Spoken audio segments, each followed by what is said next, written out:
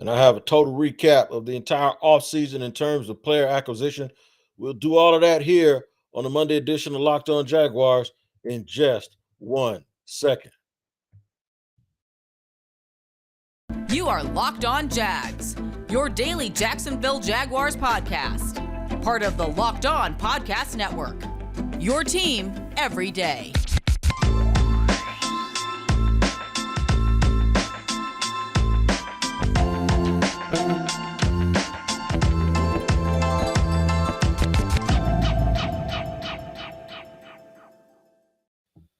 What up, good people? I'm Tony Wiggins here on Locked On Jaguars. Thanking you for joining us here where we are your team every day and making us your first listen. Been covering this team for a long time now. For you guys out there that might be a new listener, it's been over a dozen years, whether it be radio, TV, or here on the podcast. So we're going to give you an interesting perspective today. A lot to talk about here, mainly the offseason acquisition, the talent acquisition phase is mainly completed now that the 2022 draft has gone away. I'll go over and review some of the picks with you, talk about the mission and if they accomplished it. Now we don't have to speculate about the plan anymore. You kind of see what it is. Now we can go back to start to figure out whether or not it's good or bad or if we agree with it. And finally, last but not least, what's left? What's left for the Jaguars to do? We'll hit that in segment 3 if there's anything left for them to do. But first, a bit of a recap here of what the Jaguars actually did. You guys, of course, already know a lot of what they've done in terms of who they drafted on Thursday, but we'll go back through it. Travon Walker, the edge out of Georgia, 6'5", 275. I think they just have a special place for him. I don't think they picked him to put him in a spot. They picked him because they believe he has the highest ceiling, and I think they're going to just say, let's just build around that particular skill set. Devin Lloyd, who sort of fell to the Jaguars at 6'3", 235, linebacker out of Utah, really good player.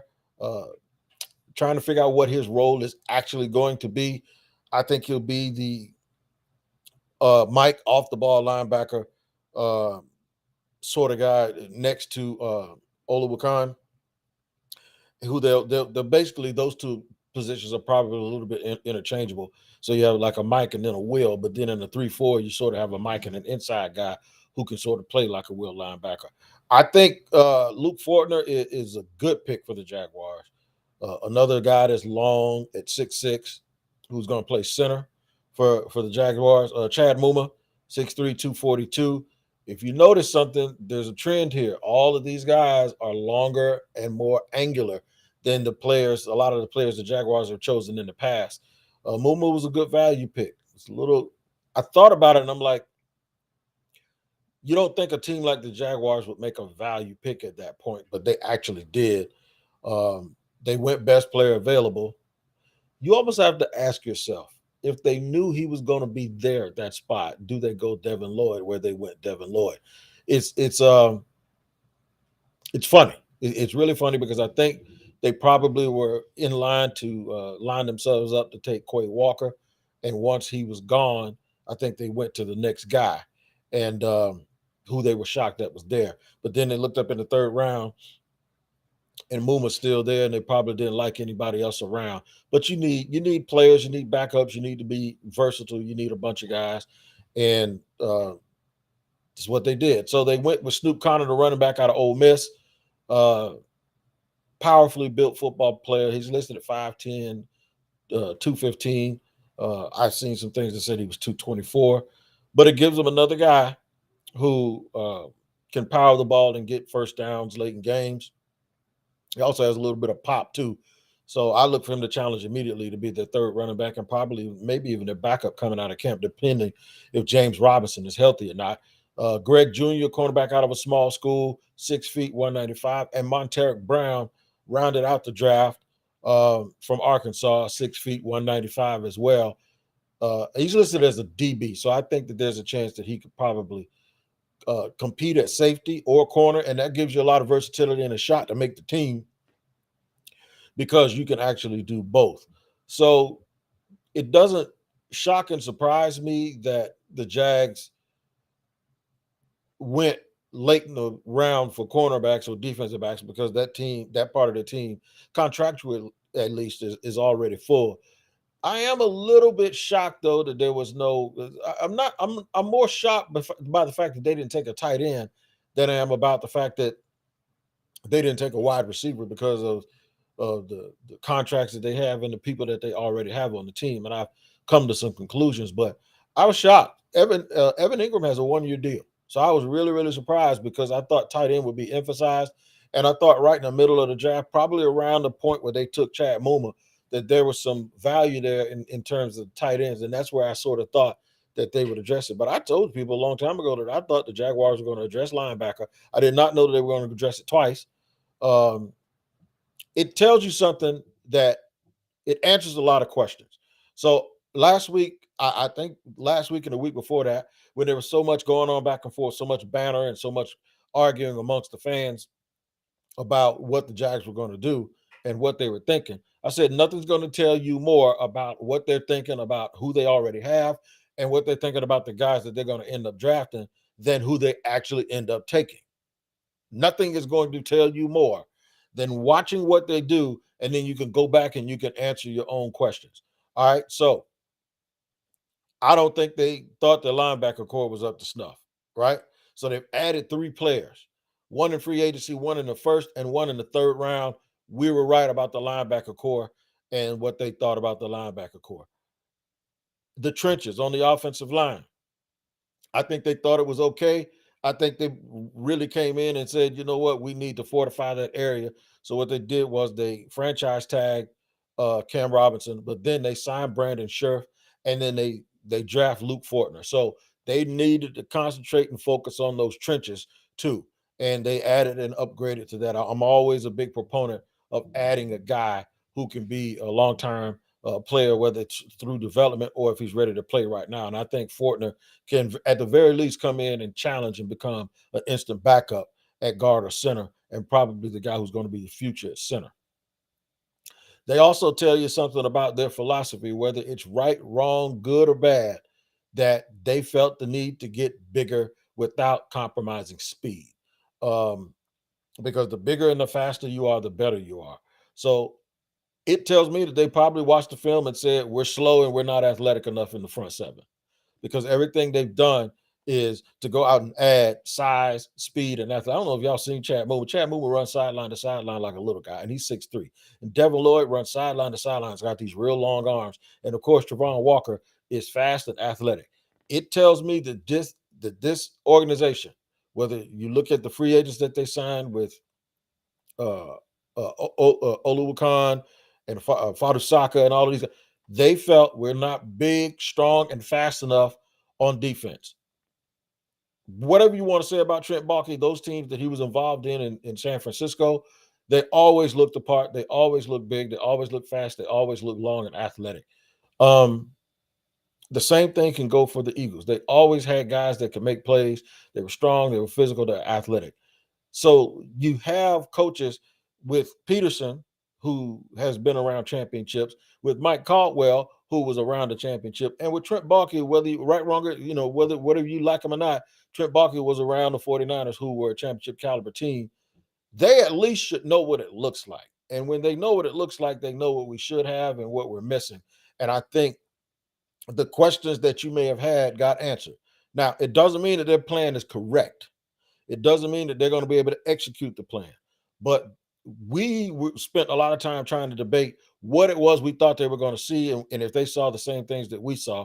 So now nothing helps you more than those draft choices and those free agency signings that tell you where they thought that they were deficient. I'll talk about the wide receivers and the lack of an addition of a wide receiver. And I'll tell you why, from Doug Peterson's standpoint, I get it. And I'm trying to make sense out of everything, and trying to make sense out of why they didn't do this and why they didn't do that. I'm going to let you know, though, that today's show and today's episode is brought to you by BetOnline, because BetOnline has you covered this season with more props, odds, and lines than ever before. And BetOnline is where the game starts. I'll be back here with more on segment 2 and tell you about those wide receivers and why I get why Trent Baalke and Doug Peterson did not add another wide out. And I'll do it in just a second here on Locked On Jaguars. After I tell you about Built Bar, you should be eating one right now. That's right. You should have a Built Bar in your mouth right now because they are good for you at any time of the day. A good snack, a good resource for nutrition and the macros that you want. And you don't have to sacrifice things not tasting good. You can have a Built Bar. It makes sure that there's something for everyone. Built Bar has so many flavors. My favorite, of course, is the salted caramel. I absolutely love it. I love the contrast of the sweetness and the saltiness. It's like a picnic, and I'm actually eating and enjoying a snack that is not bad for you because the macros are off the chain. Only 130 calories, 4 grams of sugar, 4 net carbs, and 17 grams of protein. Here's what you need to do. You need to go to built.com and use the promo code LOCKED15 and get 15% off your order. I'm going to say it again. Built.com. The promo code is LOCKED15, LOCKED15 for 15% off of your order at built.com. Check it out. Check them out at Twitter too, at @bar_built for all of the latest news. And we thank you again for making us your first listen here on Locked On Jaguars on a Monday, or actually every day. Remind you that we are free wherever you get your podcast and on YouTube. Make sure you like and subscribe the YouTube page. All right. So where are we now? The Jags need more wide receiver help. And according to fans and fans alike, I would agree that they don't have a number one. I would also agree that a number one is probably very, very hard to come by. And you just can't forsake everything else just because you need that one thing. To Doug Peterson's credit, he won a Super Bowl without a true number one receiver by dialing it up and by having everyone play as a team and by having a good game plan and getting good quarterback play. Once you have the quarterback, it seems that things should fall into place, but I don't want to be like a lot of people that last year at this time were saying, don't overthink it, just draft Trevor and get out of the way. Or draft Trevor and 7 guys out of section 205 and you'll have a good team. Just don't screw this up. And I think the reason why I disagree with that so wholeheartedly is because I think folks were looking at it like, okay, if you just take Trevor and put him on a 2017 team, we have a winner, right? Well, that's true, but this wasn't the 2017 team. This team was more like the one that Gene Smith had in his last year when Urban came in. And then Urban didn't know what the hell he was doing. So really, I don't even think they took a step forward last year with some of these rookies. I think it's going to be like a rookie year for Trevor Lawrence all over again. I think it's more than just adding a quarterback and getting out of the way. I think you really have to do it right.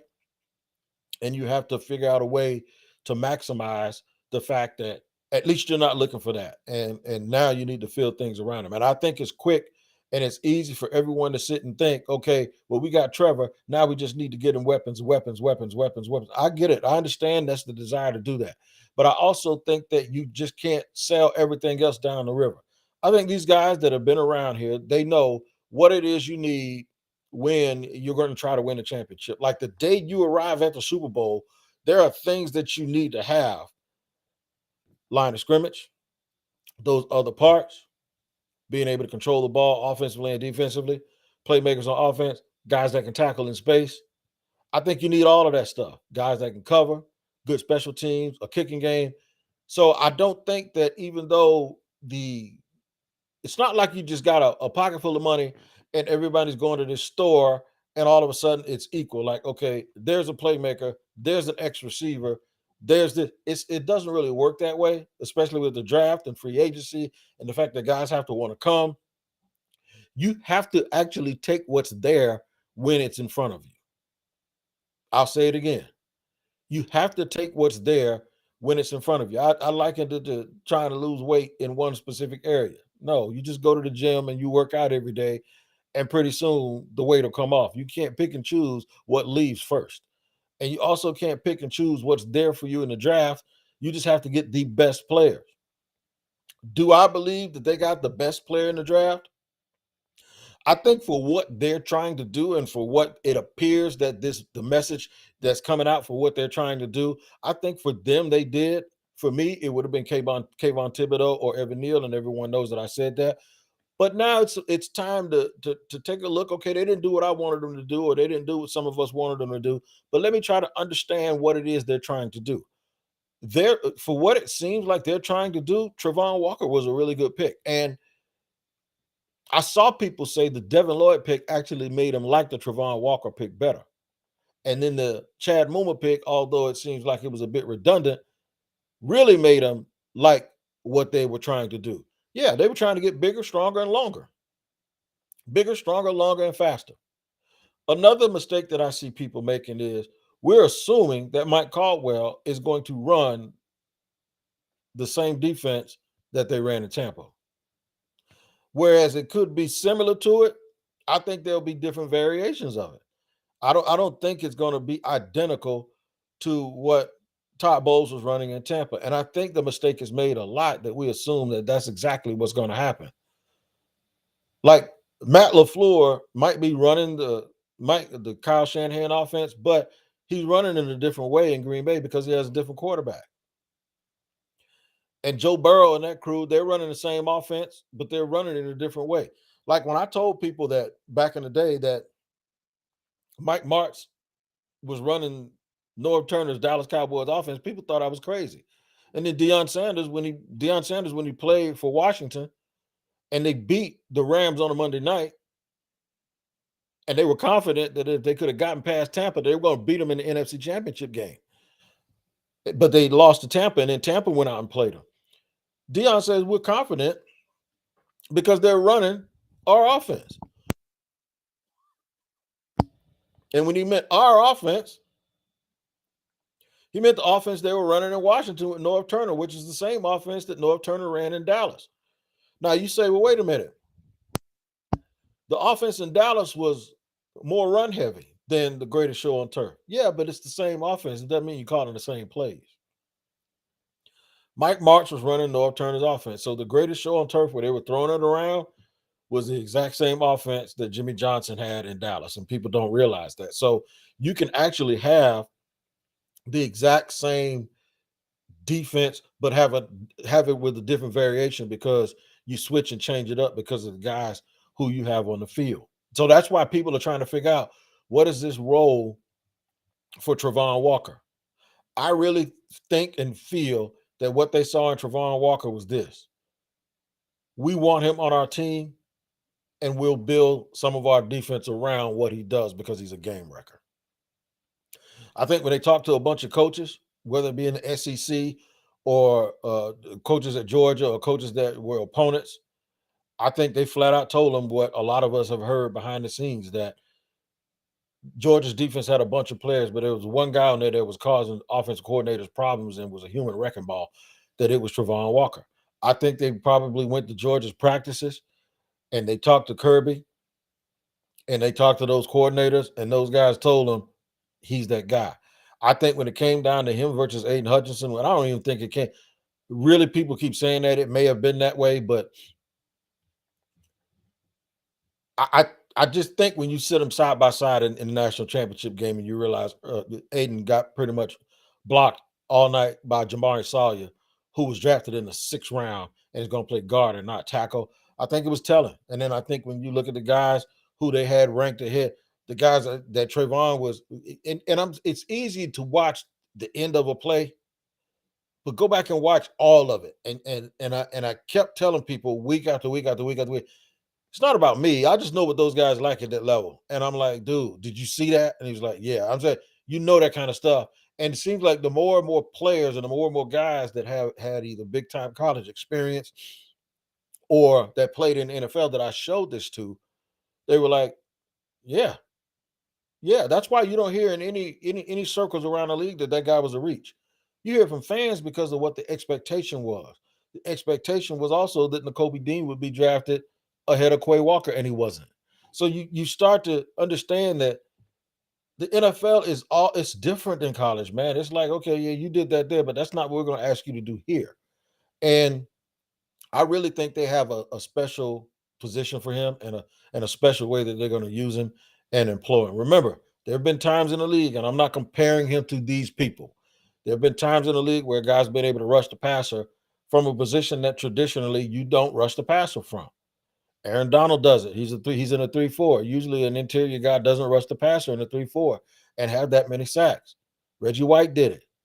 And JJ Watt has done it. It's incredible that those guys have gotten upper digit sacks from with a hand on the ground in a 3-4 defense. I don't think that's where he's going to be. I think he'll be there in sub packages and on passing downs and give you some mismatches.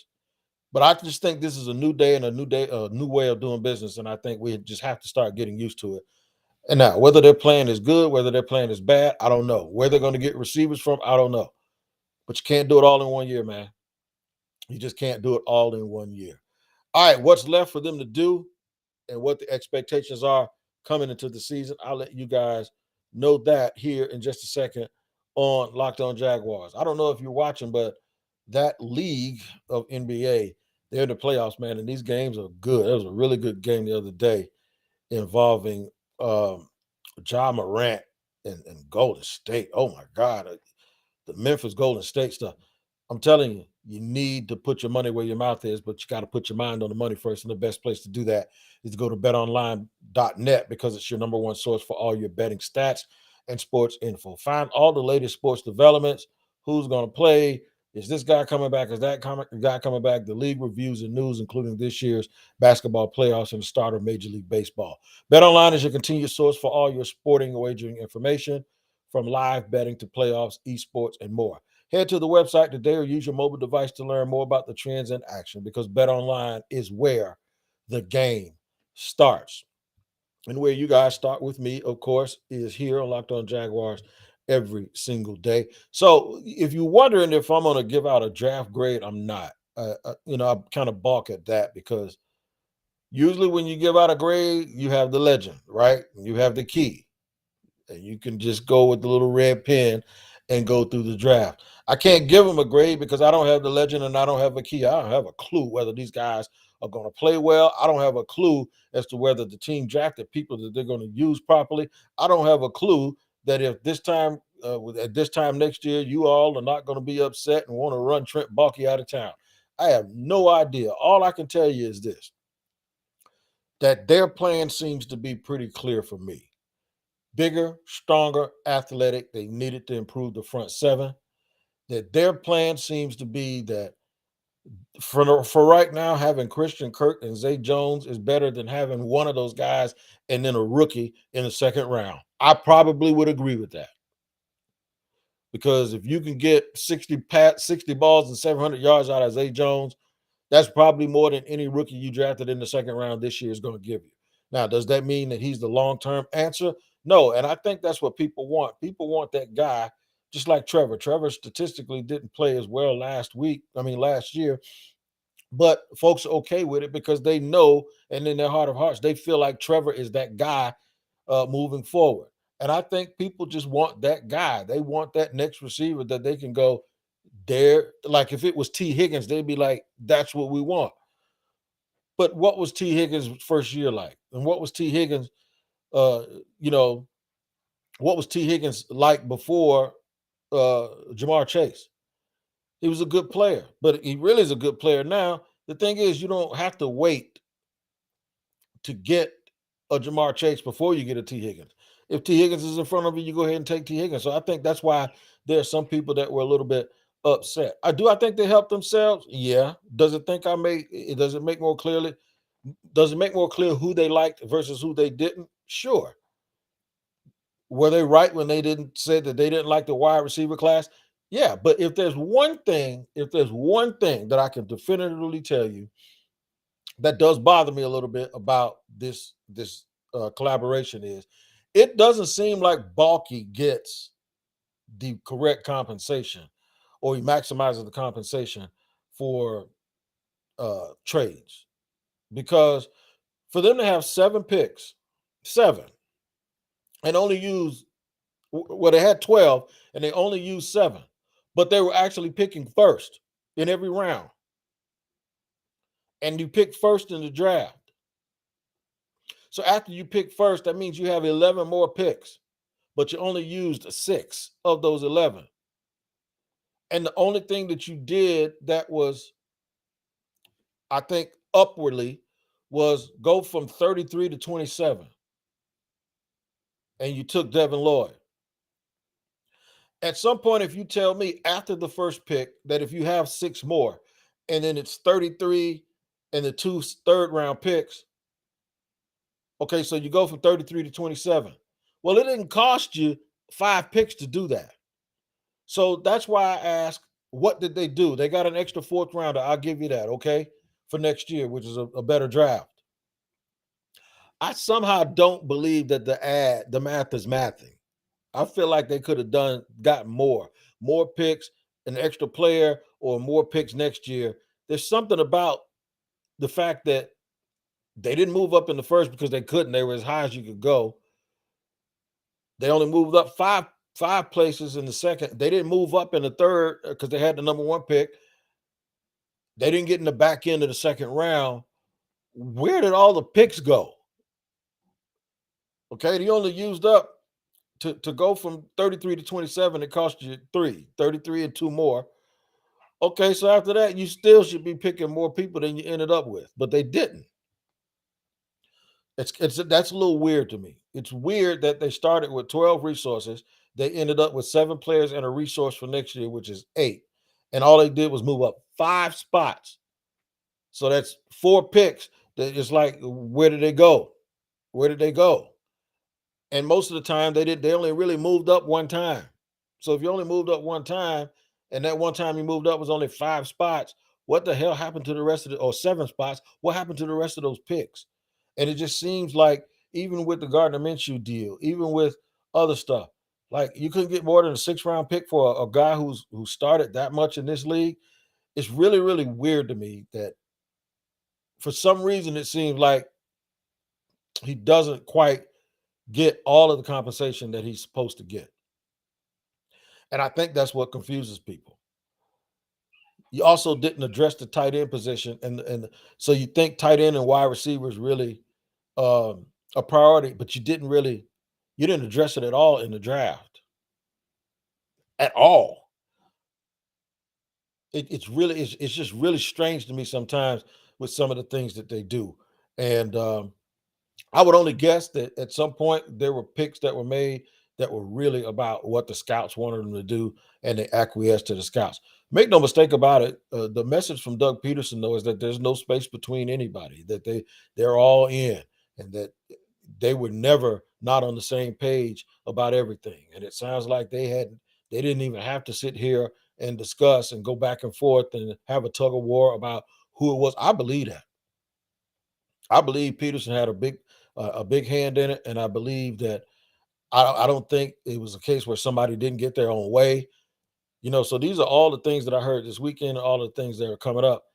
I like the Travon Walker pick, and there are a lot of people that don't, and I get it.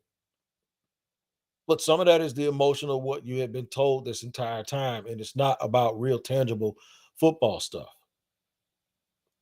I ain't gonna knock anybody from looking at tape. I look at tape and still have to get confirmation and juice from people that have done it. And whether it's a former GM or a former scout or a former anything, every GM at some point, somebody told me, well, if you listen to an ex-GM who was out of a job, he was bad at it. Yeah, you can listen to Noah Turner about offensive football and quarterbacks. Just because he was a bad head coach doesn't mean he doesn't know football. And, whether or not the people that I discuss, like some people are in college, they're no longer in scouting. They're coaching in college. It doesn't mean that they don't know, or it doesn't mean that, everybody has been fired in that business at some point or another. So you listen to that stuff. I don't mind guys coming up with their own boards, and we all do this for fun, and we do it for content. So the thing is I always try not to do is I try to give you guys the information where I'm trying to understand what their philosophy is and what their tendencies are. That's why I always said that I thought it would be somebody other than Aiden Hutchinson, is because of the tendencies of the people in the league. I always try to give you guys want to know what they're going to do, not what they would do if you were in charge. So I always try to give you the information. I always try to just give you an idea of what they may be thinking versus what they may not be thinking, right? And sometimes you're right, sometimes you're wrong. But one thing about the draft when it ends is you really, really know whether or not you were dead on. And I think we did a pretty good job in coverage. What do they need to do moving forward? They need to get everybody healthy and get in camp, man. Get everybody healthy, get in camp, continue to do things the way they've been doing it so far. I got a little bird that told me they're not running the same defense that they ran last year, even though that was a 3-4 also. They're doing things a lot differently. They're learning a lot more. And guys that you think are lined up with certain guys aren't in those blocks and they aren't in those rooms. So I think they're building it around the personnel that they have as opposed to just having a shell defense and just putting a guy into a certain spot. So that's why I don't think you can look at Tampa or anything else and go, well, this guy's going to play that role. This guy's going to play the role. I think this is a totally different deal here. And I'm basing that on what I've heard and who I've talked to, that this is just being built based on the people that they have. And they got the people that they wanted in the offseason. So we'll see how it works. I know how it works here with me and you. You're going to be here tomorrow again because that's what you do, because you make Locked On Jaguars your team every day. Make sure you tune in to Locked On NFL also on the YouTube page as well as wherever you get your podcast. I'll be there with James Rapino on Wednesday, and we'll talk about the big stories of each and every day as we get all of you guys ready for training camp. All right, I'm Tony Wiggins here with Locked On Jaguars. Take care. We appreciate you joining us and making us your first listen. Take care of each other, and we'll see you tomorrow.